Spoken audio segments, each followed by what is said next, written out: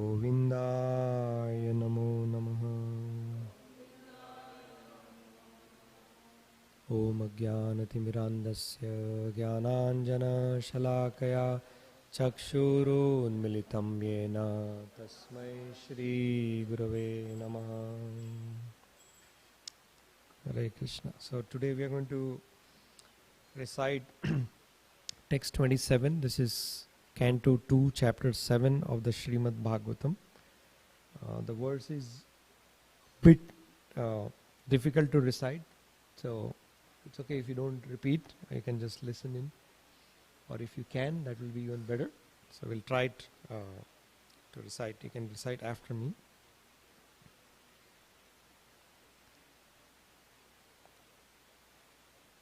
Tokena jivaharanam yadalu ulukikayas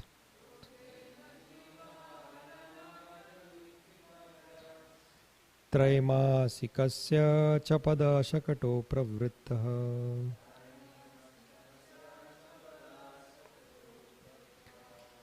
यद्रिङ्गतानन्तर्गतेन दिवि स्पृशर्वा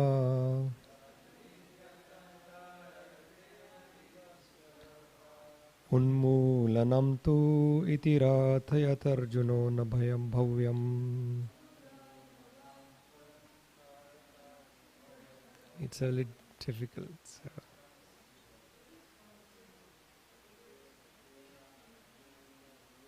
Oh, the other one you want to say? Please decide. Anybody wants to? Please.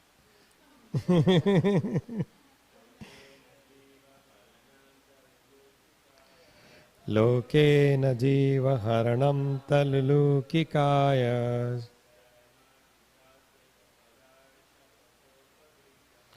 त्रैमासिकस्य च पदो सकनो प्रवृत्तः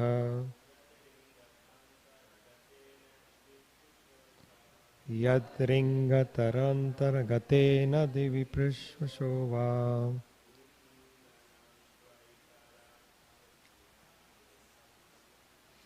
उन्मूलनं त्वयितरातनर्जुन न भव्यम्.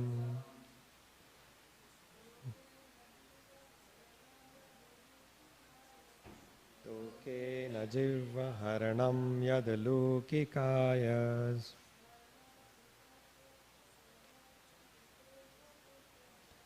त्रैमासिकस्य च पदो शकटो प्रवृत्तः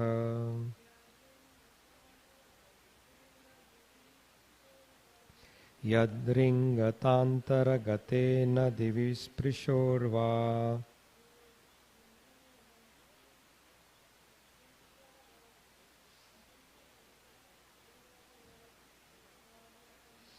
उन्मूर्वलं त्वितरार्थर्जुनोर्भाव्यम्.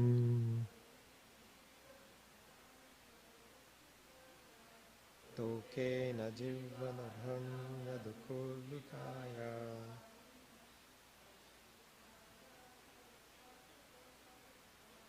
त्रैमासिकस्य च पदशकटो प्रवृत्ता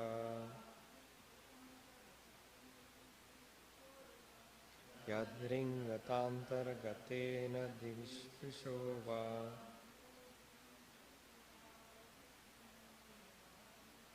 उन्मूलमत्वितरार्थजनोर्भाव्यम्.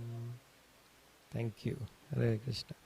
So I'll read the translation and we'll read there are two paragraphs for the purport. We can read the first. So some of you can take turns to read the purport. I'll quickly read the translation. There is no doubt about Lord Krishna's being the Supreme Lord. Otherwise, how was it possible for him to kill a giant demon like Putana when he was just on the lap of his mother? To overture a cart with his leg when he was only 3 months old? To uproot a pair of Arjuna trees so high that they touched the sky when he was only crawling? All these activities are impossible for anyone other than the Lord himself. Anybody wants to read the purpose? It's like, oh, if you don't have it, I can read it. Oh, you have it? Okay.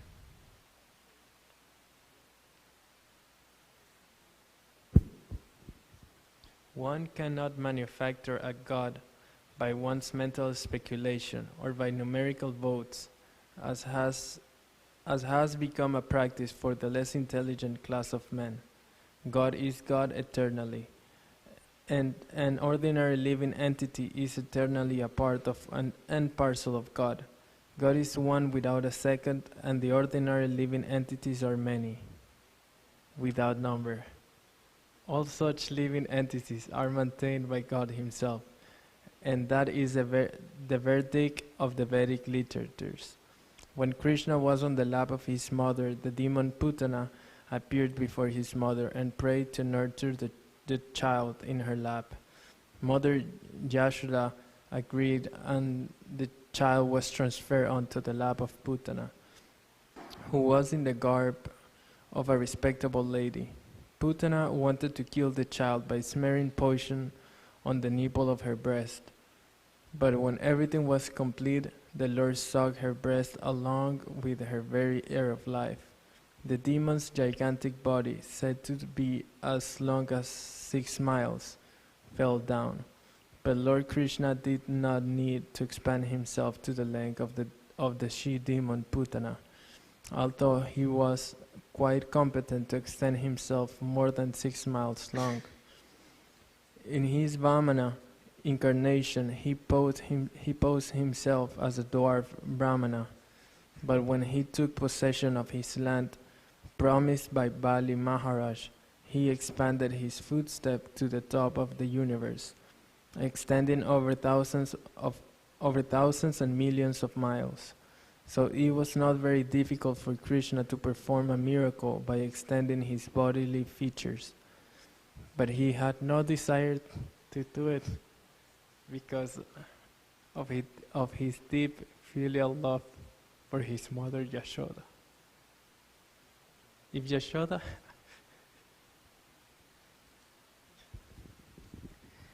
If Yashoda had seen Krishna in her lap extending 6 miles to cope with the she-demon Putana, then the natural maternal love of Yashoda would have been hurt, because in that way Yashoda would have come to know that her so-called son, Krishna, was God Himself. And with the knowledge of the Godhood of Krishna, Yashoda Mai would have lost the temper of her love for Krishna as the natural mother. But as far as Lord Krishna is concerned, He is God always, either as a child on the lap of his mother or as the coveter of the universe, Vamanadev. He does not require to become God by undergoing severe penances, although some men think of becoming God in that way. By undergoing severe austerities and penances, one cannot become one or equal with God, but one can attain most of the godly qualities. A living being can attain godly qualities to a large extent, but he cannot become God, whereas Krishna, without undergoing any type of penance, is God always, either in the lap of his mother or growing up or at any stage of growth. Yeah, you can stop. Thank you. So, Hare Krishna. This particular section of the Srimad Bhagavatam is an explanation of the various incarnations. If you see, the chapter is entitled Scheduled Incarnations. So it is Lord Brahma. I'm hoping and assuming all of us know Lord Brahma is the topmost living entity. He's the first living entity that is born in each universe, without going into the complications of multiple universes. And he is explaining within the universe what are the different incarnations that the Lord takes. And obviously emphasizing the fact that all these incarnations, they originate from one supreme. There is one supreme incarnation. Elsewhere in his prayers as Sri Brahma Samhita, he explains Ishvara Parama Krishna Satchidananda Vigraha Anadiradira Govinda Sarva Karana Karanam. He explains very clearly how there is one supreme cause from which everything emanates. And in one sense, it's all like a permanent design. There is no such thing like somebody by doing certain penances or doing something becomes God. That is the crux of what I wanted to share today. I mean, every verse, every purport has so many dimensions to it. There are so many things we can learn from it. I'm going to focus on 3 to 4 small snippets of knowledge that can help us on our spiritual journey. The first I wanted to just share about, I'll list the 4. I'm going to talk about the principles of attraction. You know, when we hear the word Krishna, Krishna in Sanskrit means all attractive. So what makes the Supreme Lord all attractive? So from a humane point of view, I just want to discuss what are our limitations and how they are not present in the Lord. The limited versus the unlimited. That is one. So the second is I just wanted to also share about the 6 major opulences that are present in the Lord. Third is that this is by design. Nobody can change this about the supremacy of the Lord and our subservience to Him. And fourth is about the rarity to understand the Lord as He is. So those are 4 points I will try to share based on what is given here. So as I mentioned, if we look around in the world that we experience and live today, there is a very unique principle of people being attracted or people being attractive, right? You know, based on their ability to do something beyond what ordinary people can do. You know, so if we think about ourselves, we all have a human body. It has its own limitations. You know, we can, if you talk about physical strength, we can lift only up to a certain weight. You know, it's subjective. There's only a certain limitation to which you can perform something physical, right? Okay, it's still on. So similarly, our mental strength, you know, you can only remember up to a certain point. Your memory, our senses, you know, as we know, we have very limited ability to perceive things around us. We feel that we can understand everything with our eyes, but that's not true. There is ultraviolet and infrared rays, you know, you cannot see beyond. In fact, the world, if we rely on these gadgets or devices and our eyes to understand the universe and the Lord, we will always be spinning around.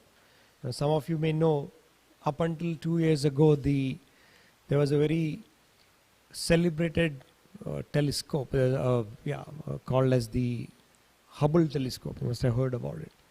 And 2 years ago, they replaced it, 2 or 4, I don't know, whatever. They replaced it with the James Webb telescope. And it is much more powerful. And now it is opening up so many things which are defeating some of the theories that we were holding close to and were taught in the schools and colleges. Now they're questioning all that it's not possible.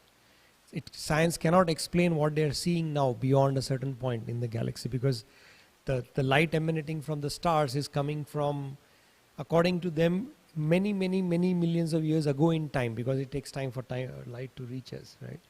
So the point is that the moment we try to understand the greatness of the Lord through our limited senses, it's always going to be a matter of being fooled. You know, it's the scientific theories, they change every probably 20-30 years. Probably our grandparents died assuming that, if they were taught that atom is the smallest particle. But it's no longer that we know about electrons, protons, and nowadays they're talking in between, and so many things are happening, right? So the moment we decide or try to understand everything around us just with our limited senses and what science is trying to tell us, material science, we are always, in one sense we say, like a sitting duck. We are just ready to be limited, you know, or fooled. So the way it works in this world is, the moment we see somebody surpassing those limitations, that person becomes attractive, right? If you think of any person whom you probably adore or admire as being, I could be as famous or rich or beautiful or knowledgeable or whatever, as that person, he or she probably has some qualities which are exceptional, which are beyond the realm or the range of ordinary people.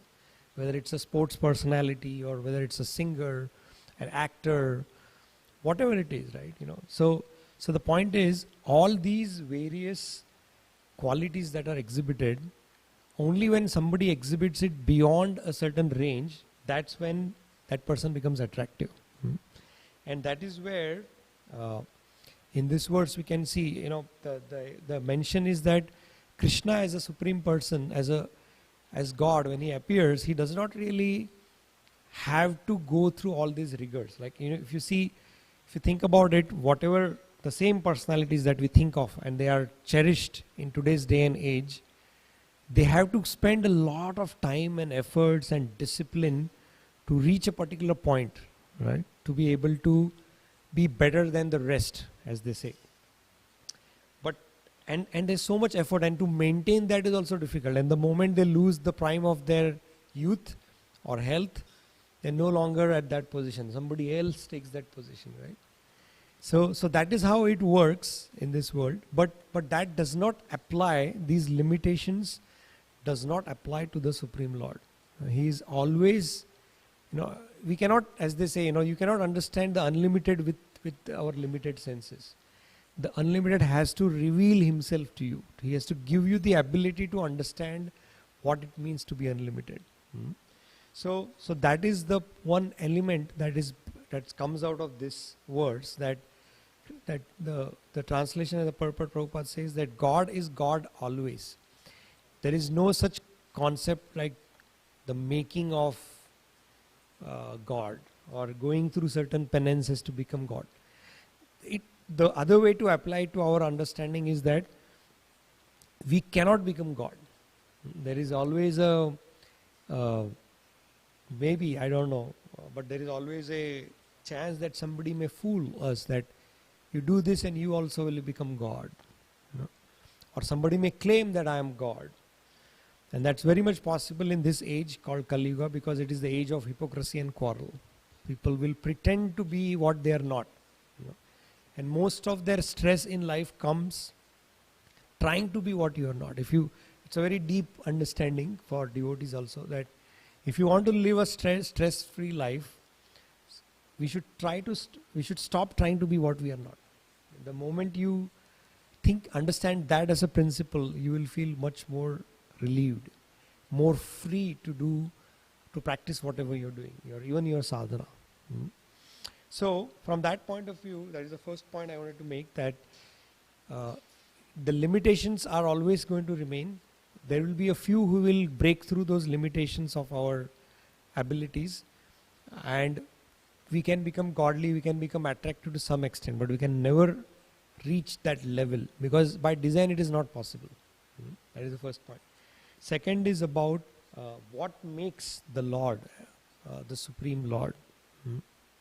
Or it's like there are questions, there are so many different philosophical explanations of God. There's this, you must have heard this very common one, like God, generator, operator, destroyer, right? You must have heard that. People say that God means who is the generator. He creates, operator, he maintains, and he destroys. And in the Shastras, there are different aspects of the Lord which have expanded himself to manage just this. Like Brahma, Vishnu and Mahesh. Lord Brahma is the generator, Vishnu is the operator, and Lord Shiva is the destroyer. So that is one way of understanding, but the Shastras have given us a better way of understanding this whole concept of attraction and beyond limitations. And there's this verse that comes in the Vishnu Puran, Aishwarasya Samagrasya Viryasya Yashashriya Jnana Vairagyaschoyam Shannam Bhaga Iti Ganam. So there are 6 opulences that are present in the Lord, which is Aishwarya. Aishwarya means a lot of wealth. Virya means heroics, strength, valor, courage. That is Virya, heroics. Yasha means fame. Shri means beauty. Gyan means knowledge. And Vairagya means renunciation. So wealth, heroics or courage, fame, beauty, knowledge, and renunciation. So these six are the topmost opulences that anybody can exhibit. And if you can exhibit that to the fullest, you are the most attractive personality. And that is what, how do you understand who is the Supreme? One who exhibits all these six opulences in full. So that is another way of looking at the same shloka, right? Where Krishna is exhibiting all these six opulences right from the word go. Usually when we are born as babies, we have to be washed to at least look better, coming out of the womb of the mother. And the only thing we can do is cry and helplessly seek attention for, if we are hungry, we have to cry. If we feel any bite, we have to cry. If we want, there's no way to communicate other than just to cry as a baby, right? So there are always, we are very limited. But when Krishna appears, and that's what this verse is trying to explain, that he did not, in fact, it is not mentioned here, but the scriptures explain. In fact, there is also a beautiful diagram, not diagram, a picture, sorry. I come from the IT world, so I think of architectural diagrams, and also in my lingo the word diagram comes up. But there's a beautiful painting in the Krishna book that when the Lord appears, Mother Devaki is praying, he appears in the four-handed beautiful form, with all the jewels and everything. We come naked. We have to be clothed. We have to be provided everything we need. But it's not the case for the Lord, right? He comes in his full opulence. In fact, Mother Devaki had to pray that please change into a baby form, otherwise Kamsa will kill you, because that she is under the Yogamaya potency. She does not understand. She's like a motherly affection, overcome by that. So that is the way to understand. It is beyond, like there are apparent contradictions in the personality of Godhead, that he is unborn but still is born. He does not perform any activities but still is in the middle of each and every activity that we perform, right, through his energies. So this is like the inherent dualities, or not dualities, the contradictions in the personality of God. But we don't, these will get cleared as we advance in spiritual life. But at this time, it is suffice to understand that it's the Lord who creates different kinds of bewilderments for us to start with. So those were the six opulences that I wanted to discuss. And then the third was, I wanted to mention that it's by design that there is the Supreme Person of Godhead. It's very hard sometimes to realize that why should there be a Lord who is always the Supreme? Why can't I be the Supreme, right? There is always a chance to think like that. And that is the precise reason why we are all here in this material world. It is said that when we do not agree to the supremacy of the Lord out of his own love for us creates a facility for us to perceive, to get that false sense of perception that we are the creators, enjoyers, and proprietors. In our own little way, within our own limitations, all of us have the ability to control something. If nothing, at least your own self. That also is difficult because of our minds many a times. But still, we have a control on a certain space called our house or our room or our bed, whatever it is on. So this is all ordained by the Lord's desire that we all get to experience this concept of proprietor, controller, and enjoyer because we wanted it that way. But in the original realm, there is nothing that really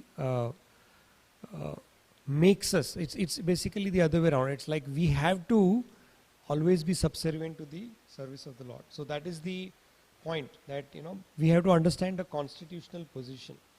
And if we see these various pastimes of the Lord, just to comprehend a few, it really showcases that the Lord he doesn't have to be limited. In fact, there are different incarnations of the Lord, and the incarnation of the Lord as Krishna is explained as Purna Purushottam Bhagavan, meaning he is complete. He does not hold back anything. He performs such pastimes which are beyond comprehension, even beyond what other incarnations have done. And then the list is innumerable. If you read the Krishna book, a 7-year-old boy being able to hold an entire mountain on the weakest part of our bodies, which is the little finger, being able to just consume an entire forest fire in his mouth, being able to killing Putana, killing so many every day. It was like if you see the pastimes of the Lord, every day it was some kind of a superhuman activity that Krishna would exhibit. Now the funny part is, something for us as sadhakas to understand is, the Lord himself doesn't really do it to feel that people should make him realize, people should be attracted to him. And that is why he has created this special corner in the spiritual sky called as the Goloka planets. It is only in Vaikuntha. Up to the Vaikuntha there is this experience that the Lord is somebody great. But he does not like it that way. He likes a very informal relationship with his devotees. That is why he has created this topmost spiritual realm called the Goloka, where nobody considers him as God. It's only when he manifests these pastimes just for us to feel awe and reverence and to attract us, because otherwise we won't be attracted, right? We need, as I said, in this realm, the attraction, the law of attraction, the attractiveness comes through demonstrating superhuman abilities. So he has to do that. But in the spiritual realm, he doesn't like it, as our acharyas say. Like anybody, we know that if you're in office and you have some position, some power, you exhibit that in front of them. But when you come home, you don't really want to be that. You want to feel relaxed with your family members. You don't want everybody to keep giving you the same level of respect or asking you questions, how to go about this, how to go about that. You just want to feel natural, and enjoy a certain uninhibited relationship. So that's what the Lord does by keeping himself in his original form, only with his very confidential associates, into a special corner of the spiritual world called as Vaikuntha, as the Goloka. Everywhere else, there is this concept of awe and reverence to the Lord. That, oh my God, look at his super opulent powers. And if we were to develop that love for the Lord, we have to start becoming conscious of his greatness all around us. We don't have to wait, or we probably may not be fortunate to be part of seeing the Lord in person performing these type of pastimes, right? It is possible, if we perfect our lives to a certain extent, we may get a chance in our next birth, which may be our last birth, to participate in these pastimes and then go back with him, But if we look around, these same unlimited or marvelous qualities of the Lord are exhibited daily. If you see the power of the sun that actually runs everything in the universe, it is so overwhelming. We need to have that consciousness to realize these are all the Lord's energies beyond the limitations of anybody. The solar energy, the oceans, the unlimited depths of the oceans, all the elements. They are so. The more conscious we become of the divinity around us, the more we tune our consciousness to understanding the unlimited nature of the Lord's energy. We don't have to wait for him to come and incarnate and demonstrate such abilities. And this is all by design, as I mentioned. It's beyond us to understand how everything exists eternally and it is always present. because we are deluded by the notion of time and space, and hence we have a concept called as past, present and future. But in the spiritual sky, it's all a seamless exchange of highest emotions and pastimes. There is no such thing called as past. It's again, even for me to speak, it's beyond my, but that is what the scriptures try to reveal to us, that this is what it is in the spiritual realm. And it's a permanent design. We are eternally going to be subservient to and our best bet to be completely happy is to find that position in which the Lord likes us to serve, what is called as Swarupa Siddhi, our eternal position. We all have some eternal position in the spiritual world. Trying to understand that through our sadhana means sadhana is nothing but getting rid of all the nuances or all the unwanted things that we have accumulated with time.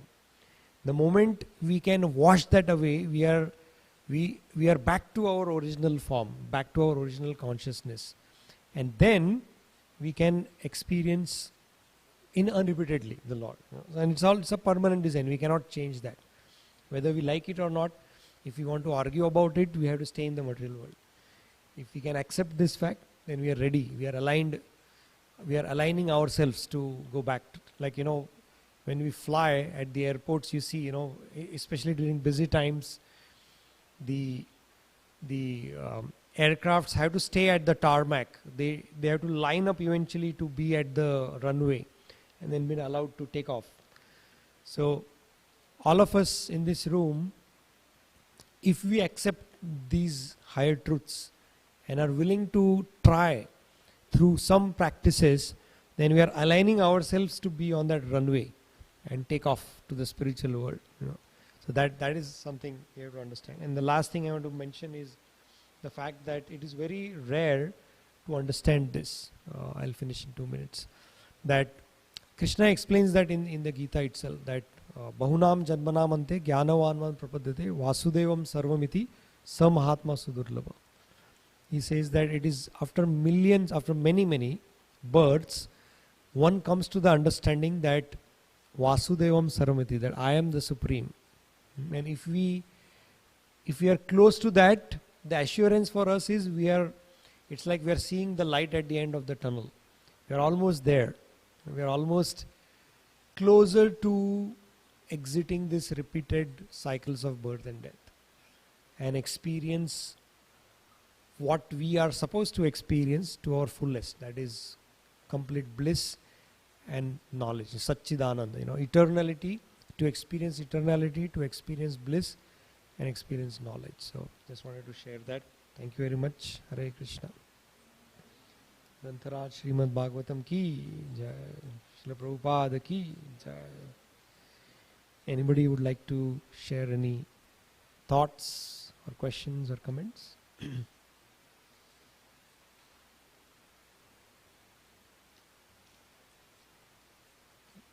If not, I think we are in good time. Yeah, sorry, Mataji. Question is that if we really don't understand that God is a person and that Krishna is God, and then we hear that he prefers informal relationship, is that really proper for us to begin that way, or how do we begin to actually comprehend that God is a person? Sure, thank you, Mataji. Thank you for the question. And so the question is, God prefers that he enjoys informal relationships the most, but should we start behaving that way, right? That is kind of the question.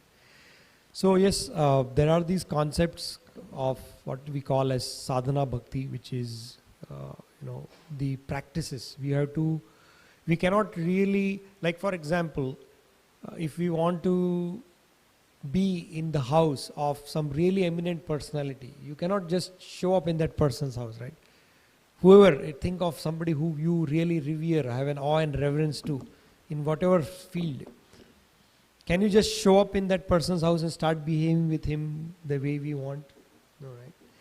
you have to reach to a point in terms of your qualifications or whatever it is to for that person to feel comfortable exhibiting that level of close relationship with you. So right now we don't have that. Like we are covered, as we say, by the negativities, some of the impediments or impurities. We have to purify ourselves, and for that we require the process of practice, what we call as spiritual practices or sadhana bhakti. Like chanting the holy names of the Lord is the most powerful and most effective way to slowly but surely purify ourselves, our consciousness. And then following some regulations, regularly associating with the devotees, reading, trying to comprehend these beautiful scriptures. These are all part of it. So we need to follow these. So in the beginning, we cannot imitate these things. It becomes offensive. If we try to say that, hey, I'm very close to the Lord, I can perform or I can call him in a certain way. That's not recommended. The recommendation is that we should follow the process, and gradually the Lord, when he feels that we are ready, he will give us enough experiences from within to realize that he is ready to reciprocate with us in a certain way, and then we can really enjoy that. And that's the thing, we cannot force ourselves onto the Lord. He's always there as a loving Father. He's always there for us to satisfy each and every desire that we may ever have. But the only thing is, because we are within the realm of the karmic, we are in the framework of karma. Because we wanted free will, along with the free will comes the laws of karma. So that is why he helps us to perform the right karma, even to achieve anything material. Whatever desires you have, you can achieve every desire you ever have. But you may have to take more births. But the Lord is willing to give everything. So that is how much love he has for us. But the topmost love is, he says, okay, if you don't want anything else, then I'm willing to bring you back to myself, where you can experience the complete perfection of your consciousness, which is bliss, like that. So that is the way we understand. Thank you very much. Any other quick mention? Anybody wants to just share any point? I know all of you have a lot of wonderful study and reading. If there's any point you want to share to enhance the learning of the group, that is also fine. If not, sorry.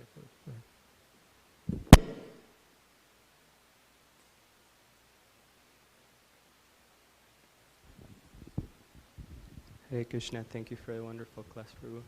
I really like the point that you mentioned regarding people losing track on the everyday miracles of life. Like people have lost faith in God because we're in this joyless pursuit for titillation and pleasure, of course, given this imperialist capitalist society that we live in. But point is that we cannot see the bigger picture, the bigger God, because what to speak if we cannot realize the blessings of everyday life, what to speak of the miracle of God himself. Right. So I really appreciated that point. Sure. Yeah, I myself think of it like that. People, like I try to go twice or thrice a week to exercise in the gym, just to keep fit, and I see people struggling there, trying to lift higher and heavier and heavier weights, and then I think the Lord's energies are effortlessly holding the entire planets. Can you imagine the weight of the planet? All the weights that we can ever imagine is on the planet, and that planet is effortlessly floating in air. If you think, what is the galaxy? What are all the stars and galaxies? These are all floating planets, and the energies are so. It's so much of miracle all around that we can tune our consciousness to and understand and love, and we don't have to wait for the Lord to incarnate, basically. Thank you for that one. Really appreciate it. All right, I know we are at time, 8:30, just turned 8:31. So thank you very much. Have a wonderful day and a wonderful week ahead. Hare Krishna.